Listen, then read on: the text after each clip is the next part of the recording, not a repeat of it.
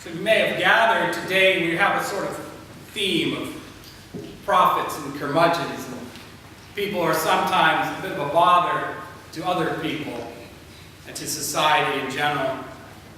But I wanted to start today by asking a question which I think should be fairly easy to answer. How many of you have ever been to summer services here at Eliot? Good. I'm very relieved. Because you know how we use props in the summer? Like pictures and other things we sort of use to sort of move things along. We don't usually do that now during the year, partly just because of the logistics of me standing up on this cliff. The visuals can be kind of hard. But I did bring a prop today. And it's not the apples, that's an inside joke, which many of you know. I brought this. You see it? You see it okay? You know what it is, right? Anyone want to hazard a guess? Yes, it's a rock. There are no trick questions in church. It's a rock. But more precisely, it's the kind of rock that you might get at the beach, right? You go on vacation, you're walking along, and the kids are skipping through the water, and the tide's coming in, and it's going out, and the sand's doing its thing. The gulls are, I can't really say they're singing, but they're not really honking either. They're doing their thing, preferably not dropping mussels on rocks, because that can be a little macabre. But they're doing that, and then you walk along, and you find a rock like this, except it's wet, so it looks even better. And it's smooth, right, from the sand and the tides and the salts. And it's pretty and it's symmetrical. How often do we see symmetrical rocks? And you pick it up and you bring it home, right? That's how I got this rock. We don't even know what beach we got it from. Allison and I had a conversation, which was probably more heated than it needed to be last night, about whether it was in Maine or one of our trips in Natick. But here it is. It's a rock. And we get those. And we like them for that reason. And in fact, we like other rocks that are like it. Now I do have over here, again, not the apples, but these here. We have smaller versions, right? What do we call these? Small rocks, yes, that's very good. Pocket rocks is actually what we usually call them, because you put them in your pocket like this. But you get them the same way that you get this one. You're at the beach, and it's rolling around, and you go, oh, pretty rock, you pick it up, you put it in your pocket, carry it around, rub it, right? Eventually you take it out with your keys, and it sits somewhere for too long, and it usually goes in a bucket where you keep your change and things like that. But that's what this rock is. We actually have a bunch of these here because last year, or maybe even the year before, Matt used them for a children's focus, and he gave them to the kids. Some of you kids may actually recognize this rock. It's all right if you don't, but you may. And we do that because once you notice something like that, once you pick it up and take it home from the beach or wherever you may be, it changes. I mean, the rock doesn't literally change, but the way we see it changes. It starts to stand for something. It starts to become an ideal in a way. That's why you can buy these rocks. Right? You can go to the gift shop, you can buy them. In fact, sometimes people make them. Some of those gray ones, I really think they're made out of like sand and glue. But you can get them with words written on them. Joy, hope, peace, that kind of thing. Perseverance is usually too big for a pocket rock, but it's that kind of word, right? Spiritual words. And it's because these rocks are aspirational rocks. We pick them up, and over time, as we look at them, they start to tell us things about what we would like to be. Right? We'd like to be this symmetrical, this pretty, this smooth. We'd like that. That would be great, wouldn't it? And we kind of think we know people that are kind of like this. I mean, if this rock was a person, and it was in high school, you know it would be the captain of something. Or the valedictorian, or the most popular kid in the class, and not the one who thinks they're the most popular, the actual most popular kid in the class. And were it at work, this would be the person who does everything right, and you'd be like, wow, I wish I was like that person. I admire that person. Often a mentor, right? Someone like 3 or 4 levels of management up from you, and everyone goes, ooh, that guy or gal. In my life, it would be a llama, not the animal, or a bishop, or maybe one of those people who write self-help books and then gets to talk about them on public television during fund drives. On and on and on. They seem to have their lives together, right? They seem to be doing so well, and that's what we want. And sometimes we even try to fake it. And sometimes we ask the church to help us become like this. But there's a problem, isn't there? It's not a big problem, but it is a problem of perspective, because most of us are like this rock, aren't we?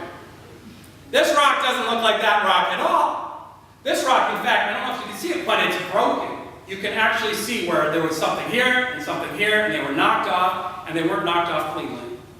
Okay? And this rock doesn't have a cool story about vacation and the beach and the tang of the salt air either. This rock came from a hole in the ground out on the church lawn when we dug the garden. It's one of those rocks, right? Maybe it came from the farm and was in the truck, I don't know. But it came that way, and when we were going through the pile, we were picking out rocks, we're like, oh my God, look at this rock. And we pulled it out because it was inconvenient.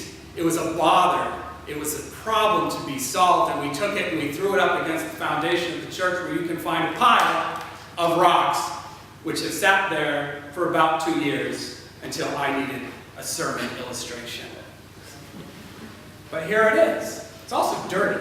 My apologies to the housekeeping committee.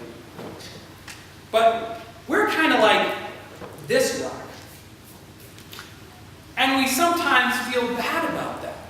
We feel like, gosh, we have so many lumps and so many edges. Everything seems to be so inconvenient. We're so heavy. I mean, and sometimes we're rude, and sometimes we're a problem. This is the kind of rock you might expect to see crashing through a church window someday. But you know, and I mean this, if I had the choice to be this rock or this stone, I would always pick this one. Always. Because you know what? It is really dirty, but it's not really unattractive. It's actually unique.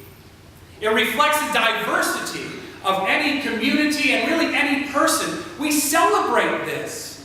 This and this is just a difference of size, right? They're pretty much the same when you get that smooth. This, though, I mean, those aren't breaks. This rock isn't broken. It's just multifaceted. It's seen some things. It's also seen its neighbor. Speaking of diversity, this guy has lived next to this rock for 2 years, and they don't look at all the same. The fact is, these rocks are as good and as holy as these, as is anything that comes from creation. And furthermore, they have a bit of an advantage too. You see, if John the Baptist and Jesus were rocks, they'd be like this too. They're not pocket rock people, are they? When you think about the stories of those guys, or the people that Jared or I remember I listed in my reading, and they're like, well, some say you're like Jeremiah, and some say you're like Isaiah, and some say you're like Elijah, right? These are just really, you know, these guys can get under your skin. These guys are rebels. They're advocates. They're activists. They're the kind of person who breaks a rule when they don't think it's right and changes rules when they can. They're the people who make other people uncomfortable in their presence. They're also the kind of people who might be harassed by the cops walking through your own neighborhood. You never know. And some people like to think of them as theologians. But if they were definitely amateur theologians. They were otherworldly thinkers, certainly, sometimes, when the mood struck them. They did a lot of praying. They were deeply religious people. But all that religion, all that philosophy, all that stuff meant nothing to them unless it could be manifested on the hard earth in the world that they lived in. And when it came time as it did for Jesus to pass this legacy on. When it came time for him to take what he had learned from John, who had learned it from other curmudgeons going on past as long as there were people, I'm sure. Something that he had changed and deepened and enriched with his own thoughts and his own ideas. When that time came, he did not look at these people for 1 second.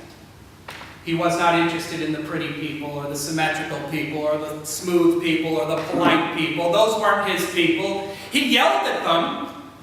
There's umpteen chapters of the Bible before we get to this point in the thing, and all he does is yell at these people. Now, he turns to his friend Peter. Poor, curmudgeonly, slow, argumentative Peter. Saint Peter, of course we call him today. And he said, on this rock, I will build my church.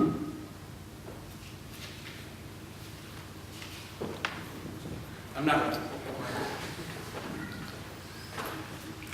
On this rock, I will build my church. Now, I bring this up today because I believe that the church, in spite of all our occasional wishes to be smooth and placid and otherworldly, and in spite of all the forces of inertia and acceptability that have had their way with us over the years, and with the ancient institution of organized religion, and yes, with the Eliot Church itself, I believe that the church must remain rough and ready. It must be willing to be rude, to be broken, to have these edges, to be edgy, to be unpopular and awkward and loud. And this must be reflected not just in our theology and our thoughts up here, and not just where we send our checks, and not just what we do here in this place between these walls. It must reflect who we are and how we appear in our outreach and our service and our social justice. John and Jesus, Peter, the Rock, Gandhi, Martin Luther King. You can pick your favorite prophet, and I can guarantee you, whoever you are thinking about right now wasn't just some peaceful servant going about his or her business. They were advocates. They were activists. And they bothered people when their faith called them to do it. And though we don't always think about it here, sometimes we do too. There is an explicit advocacy in our open and affirming statements, and in our work with Family Promise. And there is implied in our work with others all over our community, and in fact, all over the globe. And now, as we think about the role and future of our church in this broader community, we need also to be prepared to stand and be counted, to be rough, to be a bother, not just as individuals, but as a congregation together. So let us take a moment to consider those issues that we might find worth being a rough rock and a bother for.